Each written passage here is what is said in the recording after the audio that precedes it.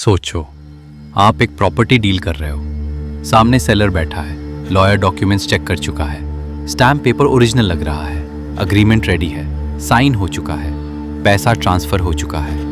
आपको लगता है कि डील कंप्लीट हो गई। आप घर जाते हो, फैमिली को बताते हो, काम हो गया। लेकिन कुछ साल बाद जब वही डॉक्यूमेंट कोर्ट में जाता है, जज के सामने एक लाइन बोली जाती है, ये स्टैम्प पेपर फेक है। एक सेकंड के लिए सब कुछ रुक जाता है। आप सोचते हो, फेक कैसे? लॉयर ने वेरीफाई किया था, स्टैम्प पेंडर से लिया था, डॉक्यूमेंट लीगल प्रोसेस से बना था, सब कुछ नॉर्मल था। फिर फेक कैसे निकला? और फिर धीरे धीरे सच सामने आता है। सिर्फ आप नहीं, आप जैसे हजारों नहीं, बल्कि लाखों लोग एक ऐसे फ्रॉड का हिस्सा बन चुके थे जिसमें उन्हें खुद भी नहीं पता था कि उनके डॉक्यूमेंट्स फेक हैं। Property deals fake stamp paper पर हो रही थी, business agreements fake stamp paper पर बन रहे थे, court affidavits fake stamp paper पर सबमिट हो रहे थे, insurance papers, bank documents, government contracts, सब जगह एक ही चीज घुस चुकी थी, फेक स्टैम्प पेपर। और इस प्योर स्कैम के बीच में था एक नाम, अब्दुल करीम तिलगी। एक ऐसा आदमी जो न किसी अंडरवर्ल्ड गैंग का डॉन था, न किसी पॉलिटिकल फैमिली से था, न उसके पास बर्थ से पैसा था, न पावर थी, लेकिन उसने सिस्टम की सबसे बड़ी वीकनेस पकड़ ली, ट्रस्ट। लोग डॉक्यूमेंट्स पर ट्रस्ट करते हैं, लोग गवर्नमेंट स्टैम्प पर ट्रस्ट करते हैं, लोग सील, पेपर, इंक और सिग्नेचर देखकर मान लेते हैं कि सब असली है। और तिलगी ने इसी ट्रस्ट को अपना सबसे बड़ा वेपन बना दिया। ये कहानी सिर्फ एक स्कैमर की नहीं है, ये कहानी है एक सिस्टम की, एक ऐसे सिस्टम की जहां करप्शन इतना डीप चला गया था कि असली और नकली का फर्क ढूंढना मुश्किल हो गया। ये कहानी है इंडिया के स्टैम्प पेपर स्कैम की, एक ऐसा स्कैम जिसका एस्टिमेटेड वैल्यू 30,000 करोड़ से भी ज्यादा बताया गया। लेकिन सवाल ये है, एक नॉर्मल आदमी इतना बड़ा स्कैम कैसे कर सकता है? उसने फेक स्टैम्प पेपर बनाए कैसे? गवर्नमेंट को पता क्यों नहीं चला? पुलिस, ऑफिसर्स, पॉलिटिशियंस, कौन कौन इस नेटवर्क का हिस्सा था? और सबसे बड़ा सवाल, क्या तिलगी सच में अकेला था या उसके पीछे एक पूरा सिस्टम खड़ा था? कहानी शुरू होती है 1960 के दशक के इंडिया से। कर्नाटक के खानपुर नाम के एक छोटे से शहर में एक मिडिल क्लास फैमिली रहती थी।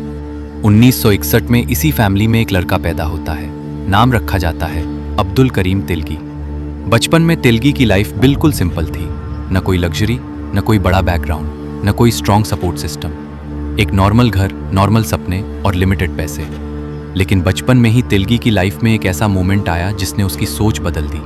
उसके फादर की डेथ हो गई, घर का मैं अर्निंग सोर्स चला गया, माँ के ऊपर जिम्मेदारी आ गई, घर चलाना मुश्किल हो गया, स्कूल, खाना, बेसिक नीड्स सब एक स्ट्रगल बन गया।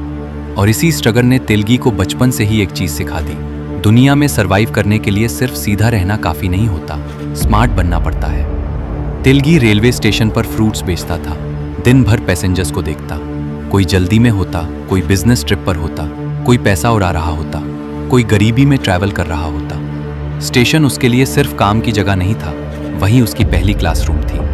वहीं उसने लोगों को ऑब्जर्व करना सीखा, कौन पैसा कैसे कमाता है, कौन सिस्टम में ऊपर है, कौन नीचे है, कौन रूल फॉलो करता है और कौन रूल तोड़ कर भी बच जाता है। तिलगी का माइंड शार्प था, वो ऑब्जर्व करता था, समझता था और याद रखता था। टाइम के साथ उसने अपनी पढ़ाई कंप्लीट की, कॉमर्स में ग्रेजुएशन किया। कॉमर्स पढ़ते वक्त उसने accounts, transactions, paper work, documents और वेरिफिकेशन जैसे कॉन्सेप्ट समझे। यही वही फाउंडेशन था जहां से उसके दिमाग में डॉक्यूमेंट्स की वैल्यू बैठ गई। उसने समझा कि पैसा सिर्फ कैश में नहीं होता, पैसा पेपर में भी होता है। अग्रीमेंट एक पेपर है, लेकिन उसके पीछे करोड़ की प्रॉपर्टी हो सकती है। स्टैम्प पेपर एक पेपर है, लेकिन उसके बिना लीगल डॉक्यूमेंट वैलिड नहीं माना जाता। सील एक छोटी सी मार्किंग है, लेकिन उसके बिना डॉक्यूमेंट का वैल्यू जीरो हो सकता है। यहीं से तिलगी के दिमाग में एक डेंजरस अंडरस्टैंडिंग डेवलप हुई, सिस्टम पेपर पर चलता है और अगर पेपर को कंट्रोल कर लिया तो सिस्टम को मैनिपुलेट किया जा सकता है। लेकिन उस वक्त तिलगी अभी स्कैमर नहीं बना था, वो बस बेटर लाइफ चाहता था, पैसा कमाना चाहता था, अपनी कंडीशन इंप्रूव करना चाहता था। इसी होप में वो सऊदी अरब चला गया। उस टाइम गल्फ कंट्रीज में काम करना बहुत लोगों का सपना होता था। इंडिया के बहुत लोग बेटर इनकम के लिए गल्फ जाना चाहते थे। तिलगी भी गया, वहां उसने एक अलग दुनिया देखी, नए लोग, नए सिस्टम्स, नए तरीके। उसने देखा कि डॉक्यूमेंट्स की डिमांड कितनी ज्यादा होती है, पासपोर्ट, वीजा, सर्टिफिकेट्स, हर जगह पेपर वर्क। और जहां डिमांड होती है वहां फ्रॉड का चांस भी होता है। कुछ टाइम बाद तिलगी इंडिया वापस आया, लेकिन अब वो पहले वाला सिंपल तिलगी नहीं था। अब उसने दुनिया को थोड़ा और क्लोजली देख लिया था। उसने समझ लिया था कि लोग डेस्परेट होते हैं। किसी को जॉब चाहिए, किसी को गल्फ जाना है, किसी को डॉक्यूमेंट चाहिए, और जब आदमी डेस्परेट होता है तो वो शॉर्टकट ढूंढता है। तेलगी ने इसी शॉर्टकट मार्केट को टारगेट किया। उसने फेक पासपोर्ट रैकेट स्टार्ट किया। उस टाइम बहुत लोग गल्फ कंट्रीज जाना चाहते थे, लेकिन हर किसी के डॉक्यूमेंट्स प्रॉपर नहीं होते थे। तेलगी उन लोगों के लिए फेक डॉक्यूमेंट्स अरेंज करता। Fake passports, fake papers, forge documents. Business चलने लगा, पैसा आने लगा, कॉन्टैक्ट्स बनने लगे, कॉन्फिडेंस बढ़ने लगा। लेकिन इलीगल काम कभी स्टेबल नहीं होता, रिस्क हमेशा साथ रहता है। आखिर तेलगी पकड़ा गया और जेल चला गया। अब यहाँ एक नॉर्मल स्टोरी होती तो आदमी जेल जाने के बाद सुधर जाता, लेकिन तेलगी की कहानी में जेल पनिशमेंट नहीं बनी। जेल उसके लिए नेटवर्किंग स्कूल बन गई। जेल में उसकी मुलाकात ऐसे लोगों से हुई जो सिस्टम के अंदर के लूप होल्स जानते थे। Experience criminals, middleman, forgery experts, ऐसे लोग जो ये समझते थे कि छोटे क्राइम्स में रिस्क ज्यादा होता है और पैसा कम। उन्होंने तेलगी को एक बात समझाई, अगर छोटा फ्रॉड करोगे तो पुलिस पकड़ लेगी, लेकिन अगर सिस्टम के अंदर घुस गए तो वही सिस्टम तुम्हें प्रोटेक्ट करेगा। यही लाइन तेलगी के दिमाग में बैठ गई। उसने सोचा, फेक पासपोर्ट में रिस्क है, कस्टमर लिमिटेड है, पुलिस का प्रेशर ज्यादा है, लेकिन अगर कोई ऐसा प्रोडक्ट चूज किया जाए जो हर जगह यूज होता हो, जिस पर हर कोई ट्रस्ट करता हो, जिसका मार्केट इंडिया के हर स्टेट में हो, तो पैसा अनलिमिटेड हो सकता है। और फिर उसके सामने आया एक नाम, स्टैम्प पेपर। अब यहां समझना जरूरी है कि स्टैम्प पेपर होता क्या है। इंडिया में कई लीगल काम स्टैम्प पेपर के बिना कंप्लीट नहीं होते। Property sale agreement, rent agreement, court affidavit, business contract, power of attorney, insurance documents, loan agreements, partnership deeds, हर जगह स्टैम्प पेपर का यूज होता है। स्टैम्प पेपर एक तरह का गवर्नमेंट बैक्ड लीगल पेपर होता है। इस पर ड्यूटी पे होती है, मतलब गवर्नमेंट को रेवेन्यू मिलता है और डॉक्यूमेंट को लीगल वेट मिलता है। आम आदमी स्टैम्प पेपर देखकर सोचता है गवर्नमेंट का पेपर है, असली ही होगा। लॉयर भी यूजुअली पेपर, सील और वेंडर सोर्स देखकर आगे बढ़ जाता है। हर डॉक्यूमेंट को डीप फोरेंसिक लेवल पर वेरीफाई करना पॉसिबल नहीं होता। और तेलगी ने एग्जैक्टली यही वीकनेस पकड़ी, ब्लाइंड ट्रस्ट। सिस्टम में एक और इशू था, स्टैम्प पेपर्स की डिमांड हाई थी, सप्लाई कभी कभी लिमिटेड होती थी, वेरिफिकेशन सिस्टम स्ट्रांग नहीं था, रिकॉर्ड्स मैनुअल थे, डिजिटल ट्रैकिंग उतनी एडवांस नहीं थी, और स्टैम्प वेंडर्स के थ्रू मार्केट में पेपर्स डिस्ट्रीब्यूट होते थे। तेलगी ने सोचा, अगर मैं फेक स्टैम्प पेपर बना दूं तो पकड़ा जा सकता हूं, लेकिन अगर मैं फेक नहीं, परफेक्ट डुप्लीकेट बना दूं तो ऐसा डुप्लीकेट जो पेपर क्वालिटी में सेम लगे, इंक सेम लगे, डिजाइन सेम लगे, सील सेम लगे, सीरियल नंबर रियल जैसा लगे, और फिर उसको लीगल वेंडर नेटवर्क के थ्रू मार्केट में डाल दिया जाए तो कोई शक भी नहीं करेगा। यहां से तेलगी ने अपना सबसे डेंजरस प्लान स्टार्ट किया। उसने स्टैम्प पेपर प्रिंटिंग का पूरा प्रोसेस स्टडी किया। कौन प्रिंट करता है, कहां प्रिंट होता है, किस टाइप का पेपर यूज होता है, इंक कैसी होती है, डिजाइन पैटर्न क्या है, सीरियल नंबर्स का सिस्टम कैसे काम करता है, डिस्ट्रीब्यूशन का रूट क्या है, वेंडर लाइसेंस कैसे मिलता है, मार्केट में शॉर्टेज कब होती है, और कौन कौन लोग सिस्टम में पैसा लेकर आंख बंद कर सकते हैं। तेलगी ने सिर्फ स्कैम नहीं बनाया, उसने एक बिजनेस मॉडल बनाया, एक इलीगल बिजनेस मॉडल। उसने कॉन्टैक्ट्स बनाए, प्रिंटिंग एक्सपर्ट से बात की, रिटायर्ड ऑफिशियल से कनेक्शन बनाया, मिडलमैन को ज्वाइन किया, पुलिस और ऑफिशियल्स तक नेटवर्क पहुंचाया, और धीरे धीरे उसने अपनी प्रिंटिंग सेटअप करनी शुरू की। प्रिंटिंग मशीन्स अरेंज की गई, स्पेशल पेपर अरेंज हुआ, इंक अरेंज हुई, डिजाइन कॉपी हुआ, और सीक्रेट प्रिंटिंग यूनिट्स में फेक स्टैम्प पेपर प्रिंट होने लगे। ये कोई रोड साइड फोटोकॉपी वाला फेक पेपर नहीं था, ये हाई क्वालिटी डुप्लीकेट था। इतना क्लोज कि आम आदमी, नॉर्मल वेंडर और कई बार लीगल प्रोफेशनल्स के लिए भी डिफरेंस पकड़ना मुश्किल था। लेकिन तेलगी का मास्टर स्ट्रोक अभी बाकी था। सिर्फ फेक स्टैम्प पेपर बनाना काफी नहीं था, उसको मार्केट में बेचना भी था, और अगर वो डायरेक्टली फेक माल बेचता तो शक होता। इसलिए उसने सिस्टम के अंदर एंट्री ली। उसने स्टैम्प वेंडर लाइसेंस ले लिया, अब सोचो, एक आदमी फेक स्टैम्प पेपर प्रिंट कर रहा है और वही आदमी ऑफिशियली स्टैम्प पेपर बेचने का लाइसेंस भी रखता है। मतलब कस्टमर के नज़रिए से सब लीगल लग रहा है, वेंडर लाइसेंस्ड है, पेपर रियल जैसा है, डील नॉर्मल है, कोई रीज़न ही नहीं शक करने का। यही तेलगी का परफेक्ट ट्रैप था, fake product, legal looking distribution और ब्लाइंड ट्रस्ट। अब बिजनेस स्केल करना था। तेलगी ने एजेंट्स बनाए, डिस्ट्रीब्यूटर्स बनाए, मिडलमैन बनाए, वेंडर्स को कनेक्ट किया, पुलिस कॉन्टैक्ट्स बनाए, पॉलिटिकल लिंक्स बनाए और धीरे धीरे उसका नेटवर्क मल्टीपल स्टेट्स में स्प्रेड होने लगा। महाराष्ट्र, कर्नाटका, गुजरात, दिल्ली और भी कई जगह उसका फेक स्टैम्प पेपर मार्केट में घुसने लगा।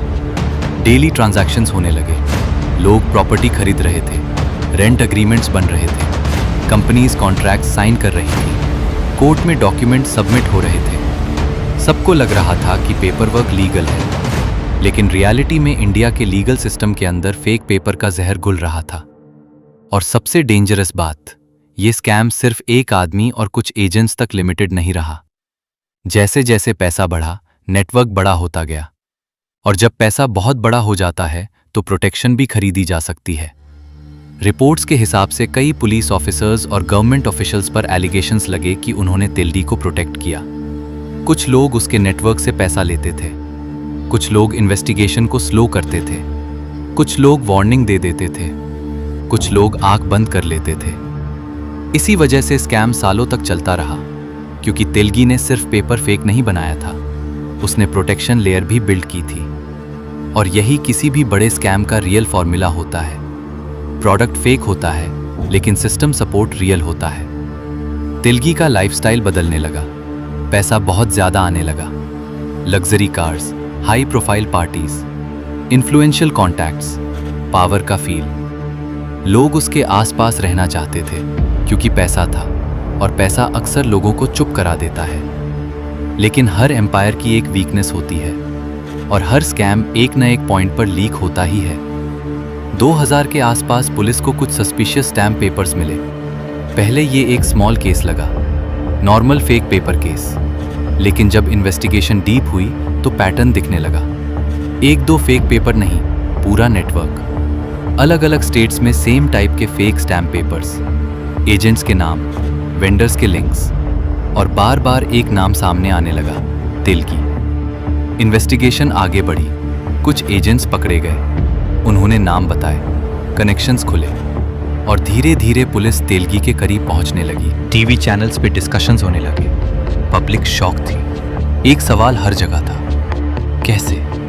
कैसे इतने सालों तक फेक स्टैम्प पेपर इंडिया के लीगल सिस्टम में सर्कुलेट होते रहे? कैसे गवर्नमेंट को इतनी देर तक पता नहीं चला? कैसे पुलिस के सामने स्कैम चलता रहा? कैसे लाइसेंस वेंडर्स फेक पेपर्स बेचते रहे? और कैसे एक आदमी ने इंडिया के लीगल ट्रस्ट को हिला दिया? आंसर सिंपल भी था और स्कैरी भी। Corruption, weak verification, manual systems, blind trust और अकाउंटेबिलिटी की कमी। इन्वेस्टिगेशन में पता चला कि फेक स्टैम्प पेपर्स गवर्नमेंट के रियल सिस्टम में मिक्स हो चुके थे। मतलब मार्केट में रियल और फेक पेपर दोनों सर्कुलेट हो रहे थे।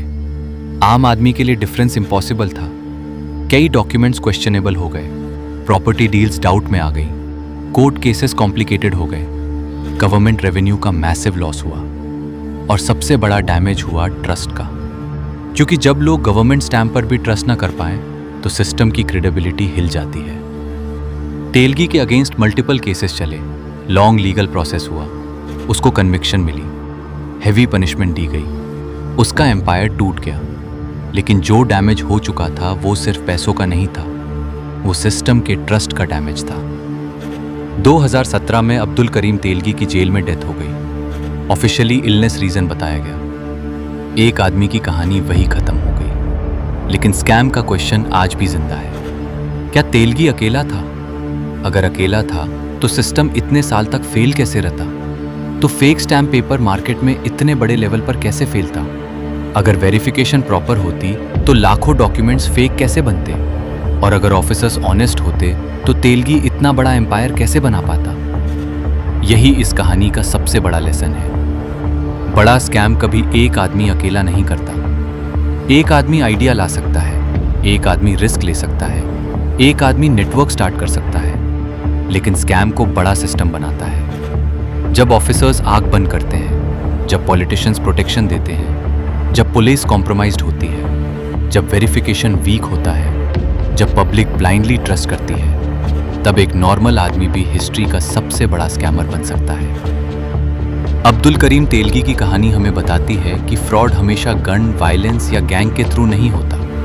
कभी कभी फ्रॉड एक पेपर से होता है, एक सील से होता है, एक सिग्नेचर से होता है, एक स्टैम्प से होता है। और जब वो स्टैम्प फेक हो तो सिर्फ डॉक्यूमेंट फेक नहीं होता, पूरा सिस्टम फेक लगने लगता है। तेलगी ने इंडिया को एक डेंजरस ट्रुथ दिखाया कि सिस्टम की सबसे बड़ी वीकनेस टेक्नोलॉजी नहीं होती, पेपर नहीं होता, इंक नहीं होती।